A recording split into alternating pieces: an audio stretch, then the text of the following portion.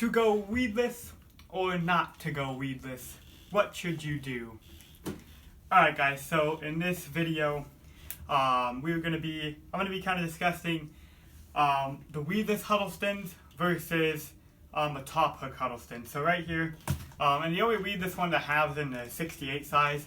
I don't have any 8-inch ones, and I'll get to that here later. But the weedless ones, you know, they're weedless. They don't have a hook sticking out, and the hook is actually hidden inside the bait. Push it down in there, and it hides pretty good. There is a little bit of a point sticking out, so it's not completely 100% weedless. You can't throw it like everywhere. It's not 100% because it does have that point sticking out. And you could probably bend that down if you want, but I kind of leave it up there just so I think it helps the hookup ratio, having it kind of pointed up a little bit. But at first I was really skeptical on that hook, and I was throwing at the time I hadn't thrown in the 8 inches when I got the weedless one. I was throwing the 68 top hook version, and this one actually I did a little treble hook on the top, but it had a top hook on it. And my 8 inches, my 8-inch ones as well, I was fishing with the top hook. So I was kind of like, you know, is that gonna hook up on any fish? Like, how's the hookup ratio? You know, when you get bit with one of these, you know, you may not get bit very often. So when you do get bit, you want to capitalize and, you know, get a good hook in them. So I was kind of like, you know.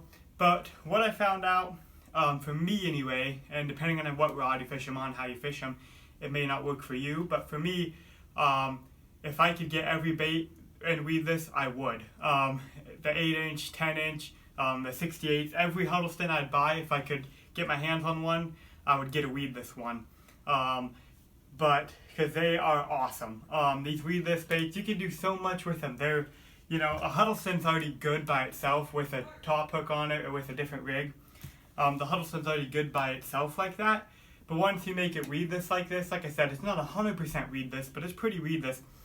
You can take this and throw it around other cover you wouldn't normally throw it. You could, actually, I was fishing this bait in the summertime, which a lot of people don't fish a Huddleston in the summer.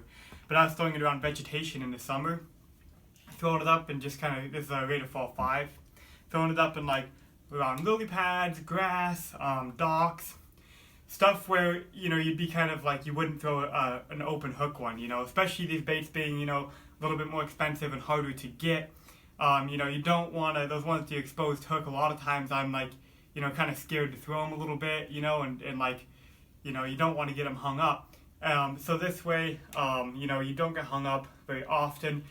With that hook like that, being not 100% weedless, the only thing I really have gotten hung up on is like weeds.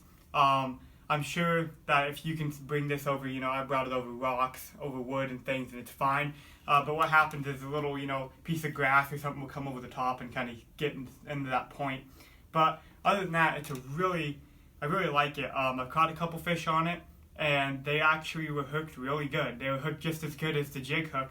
When they come up and eat it, and you set the hook hard. I mean, you want to, even without the weedless one, you want to jack the hook set. But this hook comes right up, and it's a nice big hook, and sticks right into the top of their mouth, you know, right into the roof of the mouth. And then you keep that forward pressure, keep it coming, you know, keep grinding on that fish, and that hook just stays pinned. So, in my opinion, the weedless Huddleston is definitely a great bait. The problem is that you can't find a whole lot of them. You can find the weedless 68 is on Tackle Warehouse. That's the only place I can find the weedless 68, Tackle Warehouse, and then on like the Huddleston website. The Huddleston website is where you're gonna be able to find most of your weedless ones, or like places like eBay or like a swim bait, you know, Facebook page. But you can't really, there's not really a good place where you can like easily get your hands on a weedless bait. So that's why I only have one of them, because they're hard to, you know, they're kind of hard to get your hands on. But if I could get my hands on them, I would buy every single one of them, you know, with the weedless. Because even if you're not throwing it around vegetation, if you're just, you know, just creeping them along the bottom, I mean, you're still bringing them over, you know, rocks and wood, you know, different things that this bait could potentially that if it has a jig hook sticking out, it could potentially roll over and hook into, a log or whatever, which I've had happen a few times. And with that weedless, it really, would eliminate that by a lot. So anyway, hopefully you enjoyed this. Just my opinion about weedless versus non-weedless with Huddleston fishing.